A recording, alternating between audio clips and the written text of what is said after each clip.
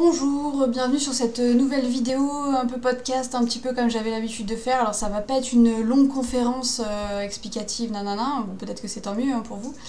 Mais en fait, étant donné des récents événements qui se sont déroulés avec moi et le peuple fée, je me suis dit que ce serait bien que je vous tienne au courant de ce qui se passait et les infos que j'ai en fait vis-à-vis du royaume fée actuel.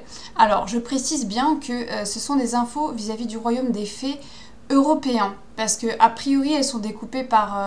alors, elles sont découpées par autant de découpage que possible, ça c'est sûr, mais il n'y a pas, comment dire, il y a peut-être un roi des dragons ou des trucs comme ça, mais il regrouperait tous les dragons de la planète, j'imagine.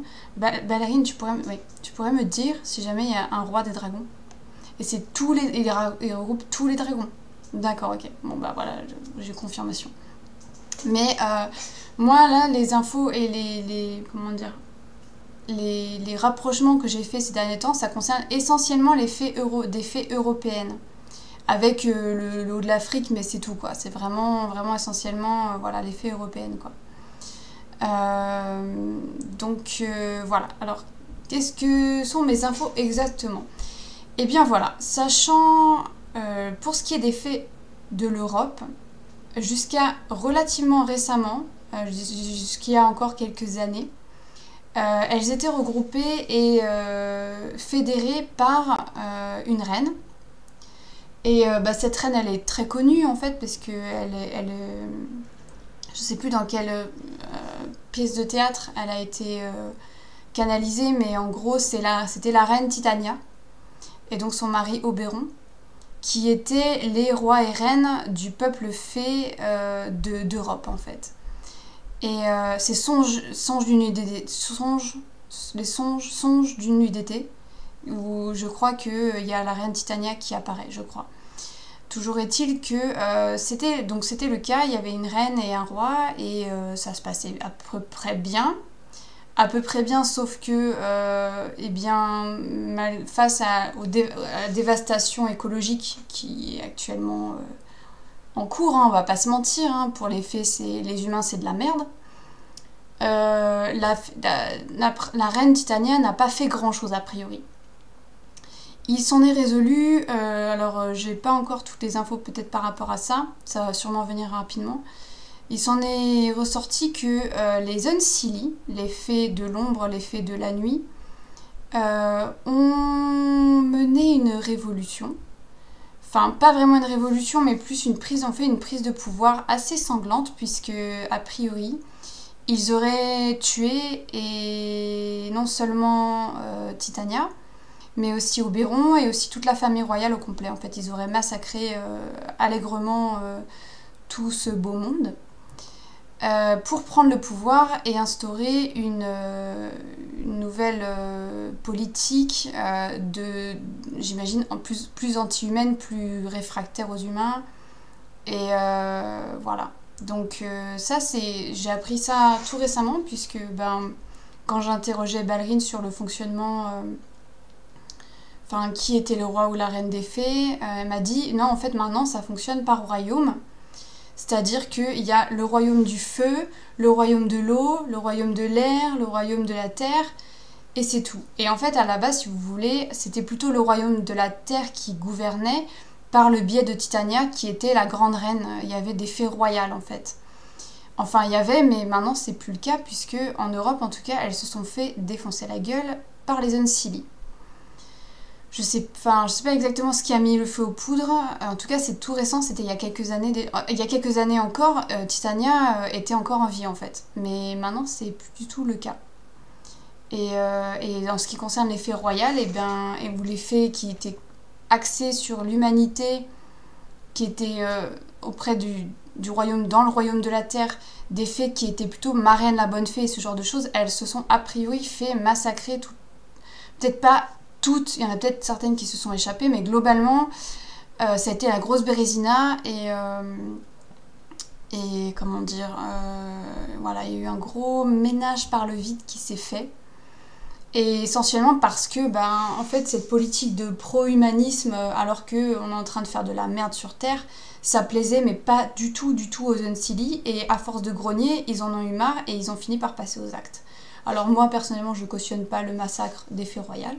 Je trouve que, surtout de Titania, bon, c'était quand même une gentille fille, quoi, je pense. Peut-être très inactive, mais n'empêche.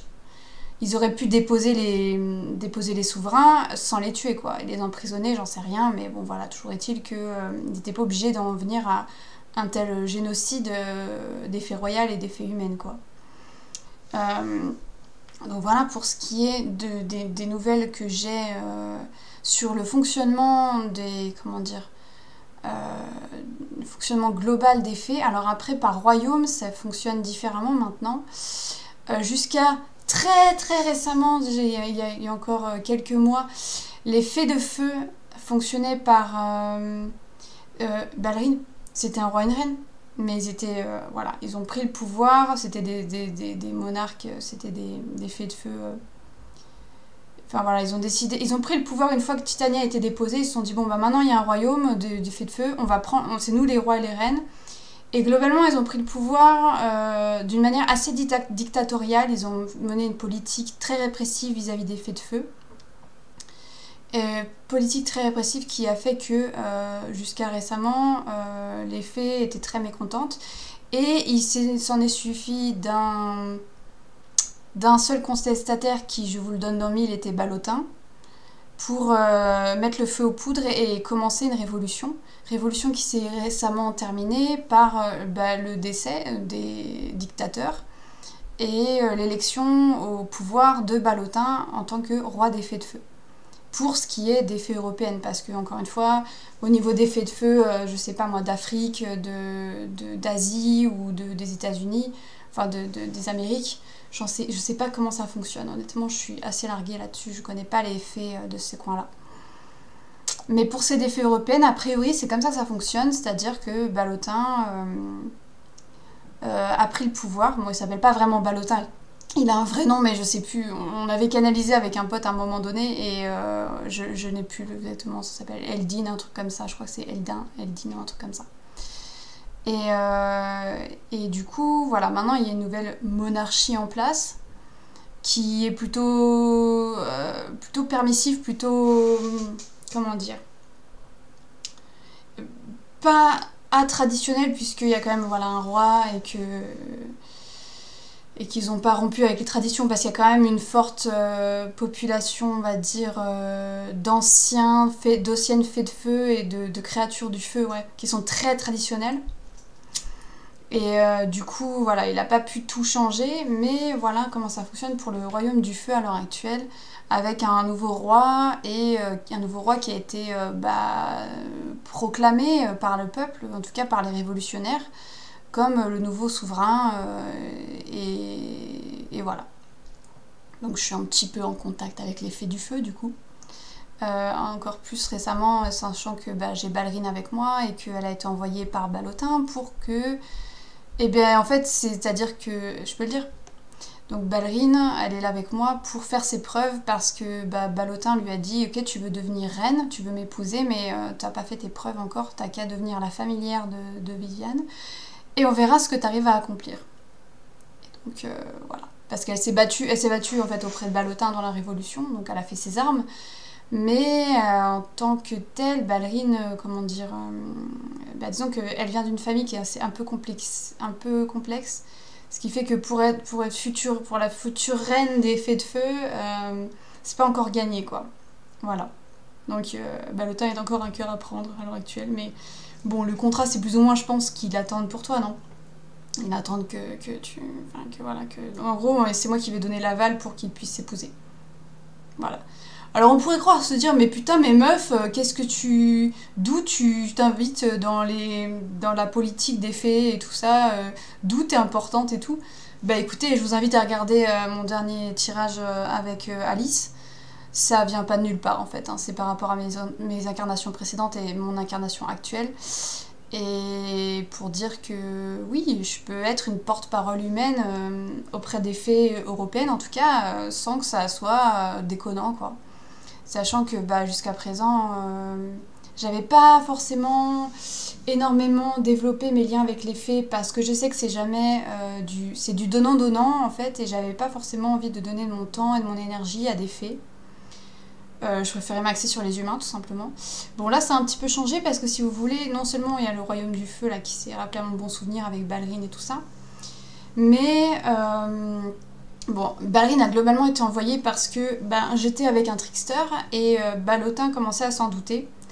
Et il s'est dit, je vais envoyer quelqu'un pour faire un peu ce qu'il avait fait à la base, hein, c'est-à-dire que plutôt que quand j'étais partie en délire, plutôt que de tomber sur des tricksters et de partir, de me faire vampiriser toute mon énergie et de partir dans un délire, le mieux encore c'est d'envoyer une fée de feu et que ça canalise un petit peu mieux et que ça soit plus sain, on va dire, comme relationnel, quoi.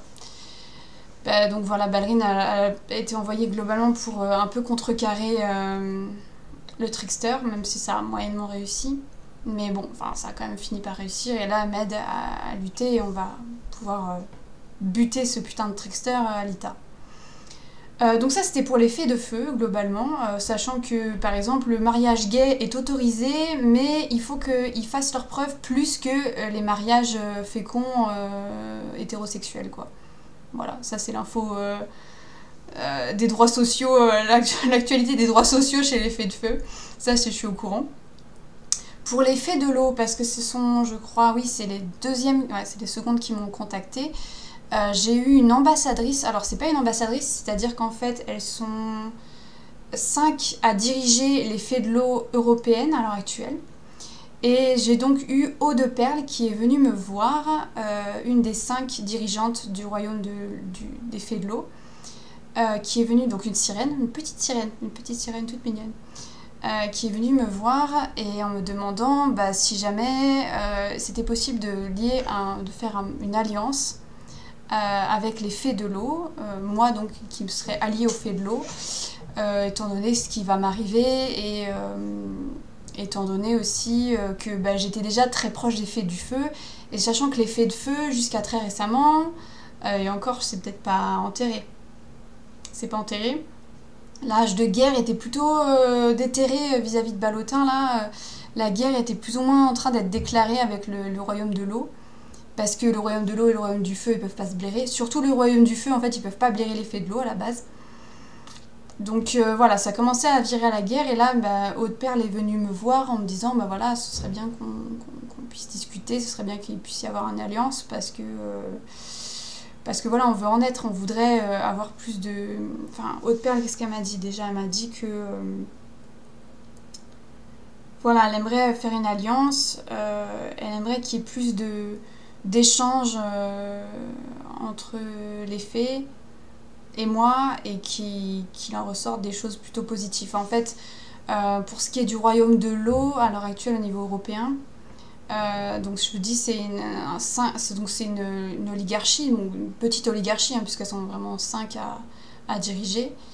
Eau de Perle est très ancienne, et c'est une très ancienne fée de l'eau, donc une très ancienne sirène, qui donc a pris sur elle de venir me voir, et elle n'est pas encore revenue que je sache. Non, elle a annoncé aux fées de l'eau, elle a pris certaines mesures par rapport aux fées de l'eau locales là, celle de la cascade, pour changer un petit peu qui était responsable auprès de moi, mais sinon elle n'est pas encore revenue pour me dire quoi faire, ce qui se passe, machin. Mais bon, là globalement, Balrine, est-ce qu'il y a des fées de l'eau là? Ouais, donc il y a des fées, mais je pense que c'est plus ou moins des fées locales, non?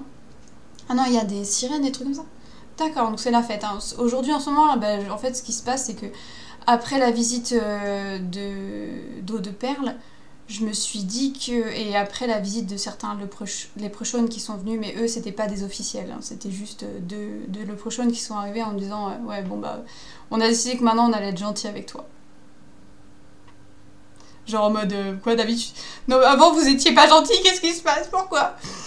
Bref, je me suis dit que c'était peut-être une bonne chose que je commence à ouvrir un ambassade, enfin en tout cas que je fasse un petit hôtel féerique, parce que comme il y allait avoir des ambassadeurs, des gens, des officiels qui qui allait potentiellement venir me parler, et que je sentais arriver gros comme une maison, que l'effet de terre et l'effet de l'air allaient se pointer, ce qui n'a pas manqué. Je me suis dit, bon, ce serait bien d'avoir un petit endroit où les accueillir, quoi, tout simplement. Donc j'ai fait un petit hôtel. Je le prendrai en photo, tiens, sur mon Instagram, pour si ça vous intéresse de regarder un peu le visuel du truc. Mais voilà, et donc pour ce qui est des effets de l'eau, de ce que j'en sais, le mariage homosexuel est complètement légal en fait. Il n'y a aucun problème par rapport au mariage homosexuel. Donc moi, en ce qui me concerne, je trouve que les effets de l'eau à l'heure actuelle sont globalement les plus évolués politiquement, on va dire. Voilà. Ensuite, plus récemment, eh bien, c'est un délégué... Ah ouais, il y a un délégué des Fées de l'air qui est venu me voir en me demandant si je pouvais devenir leur guide. Voilà, si on pouvait faire une alliance, mais globalement c'était pour que je les guide. Et alors, ben moi du coup, j'aurais répondu que c'était pas possible en fait, parce que je ne guide pas les fées, je ne... Oula, ma webcam a freeze, j'espère que ça va. Attendez, voilà, c'est bon. Voilà, en me disant, voilà, on voudrait que tu sois notre super guide, toi qui es si, machin, on voudrait que tu deviennes notre guide pour nous aider à évoluer, on aimerait évoluer. Et j'aurais dit, bah super cool, c'est super que vous vouliez évoluer, mais alors moi, je guide les humains, mais alors les fées, non, je peux pas vous guider. Déjà, je me sens déplacée par rapport au fait que je les connais pas assez pour pouvoir les aider. Puis en plus, moi je suis plutôt orientée humain, quoi, donc je peux pas en faire en plus les fées, c'est pas possible, ça va être compliqué. Surtout qu'en plus, moi les fées, bon bah je peux les ressentir avec de l'empathie, j'ai du clair savoir et de l'intuition pour savoir si jamais il y en a qui sont là, j'ai du clair ressenti pour... du clair savoir et du clair ressenti pour savoir les détecter quand elles arrivent, quand elles se déclarent, quoi, quand elles se présentent à moi. Mais sinon, je les vois pas, je les entends pas. Du coup, bon, il y a de la télépathie quand je décide de leur parler, mais c'est pas non plus idéal pour bien discerner. Enfin voilà, il y a quand même plus... Enfin, je suis peut-être pas mieux placée pour ça non plus, quoi. Et donc, j'aurais dit que c'était pas possible que je les guide, mais que je pourrais être leur ambassadrice. Et globalement, en fait, ce que j'aurais dit au fait de l'air, c'était que... Bah déjà, j'aimerais parler directement au roi et à la reine, parce que la jeune sylphide qui est venue me voir... non, attends, je sais plus, c'était... oui, c'est ça, c'était... Voilà, c'était une sylphide qui se faisait passer pour ancien, alors qu'en fait, c'était un jeune sylphide, ou une jeune sylphide, je sais plus. Et du coup, il était peut-être pas le plus indiqué pour me parler. Et du coup, bah, après coup, le roi et la reine se sont déplacés brièvement pour me voir. Et ils m'ont dit que bah, globalement, une alliance, oui, ça leur plairait. Et que globalement, maintenant, j'aurais dit que j'allais faire une ambassade. Qu'ils allaient pouvoir être bienvenus. Mais surtout, ce que j'aurais conseillé, en fait, c'était de... Si vous voulez évoluer en tant que fée de l'air... le mieux c'était encore d'évoluer auprès d'autres fées et d'écouter au sein du peuple fée de l'air les guides qu'ils avaient déjà à l'heure actuelle, les gens qui avaient déjà des idées nouvelles et qui pouvaient les enseigner, déjà d'écouter au sein de leur propre troupe en fait, enfin leur propre peuple, qui avait des choses à dire et d'écouter ces personnes-là. Et puis aussi d'écouter les autres royaumes, puisque en fait les fées sont maintenant hyper... ségrégationnés dans leur royaume, et s'il n'y a pas énormément de communication, il y en a carrément, c'est presque la guerre, donc c'est pas ce qu'il y a de mieux parce que chacune représente un élément, certes, mais un élément c'est juste un aspect du vivant qu'on peut expérimenter chez les fées. Et le mieux, la plus grande richesse des fées, c'est leur diversité, c'est leur mixité surtout. Et donc j'aurais dit que il faudrait qu'elles apprennent auprès d'autres fées, d'autres royaumes pour vraiment pouvoir évoluer. Ça permettrait justement de leur donner d'autres points de vue, d'autres informations, d'alimenter leur magie et leur pouvoir, parce qu'en fait les fées de l'air voulaient évoluer pour devenir plus puissantes. Mais moi, la puissance, enfin, je pouvais pas leur garantir, quoi. Par contre, si jamais elles commencent à parler avec d'autres fées, à parler magie avec d'autres fées, et discuter et échanger plus avec d'autres fées du feu, de l'eau ou de la terre, oui, là, elles vont forcément en apprendre plus, elles vont forcément évoluer plus, et de fait devenir plus puissantes et plus avisées, quoi, plus sages. Mais en attendant, mais ça doit se faire entre fées, quoi. Et du coup, dans cette logique il y aurait plus d'échanges entre les fées, et c'est ça que je m'engage à créer ou à participer au maximum de mes capacités auprès des fées de l'air, que je leur ai dit au roi et la reine que j'essaierai de faire en sorte que vraiment il y ait plus de communication entre les fées, ça oui, d'être une ambassadrice en fait. Bah, du coup, j'ai ouvert une ambassade à domicile, donc avec mon petit hôtel, et je demande à Ballerine d'ouvrir les portes quand je suis disponible et que je suis là et que je peux recevoir des gens en fait chez moi, quoi. Et donc voilà, depuis je fais une ambassade. Et c'est tout à l'heure que un ambassadeur des fées de terre s'est pointé. Alors je vais juste finir sur les fées de l'air. Est-ce qu'on sait si les fées de l'air... Oui, on sait si les fées de l'air... Alors je crois que les fées de l'air, au niveau du mariage gay, c'est pareil, il n'y a pas de problème. Voilà, je crois que j'avais posé la question, je suis peut-être pas au roi à la reine, mais peut-être à Plume, puisque l'ambassadrice des fées de l'air, la sylphide, qui est officielle, c'est Plume. Je l'appelle Plume, mais en fait elle s'appelle Akini. Bref, elle a un nom un peu compliqué, un peu comme pour Ilakinitka. C'est un peu compliqué à expliquer, à dire, donc elle s'appelle Plume du coup. C'est son nom officiel. Ah, excusez-moi.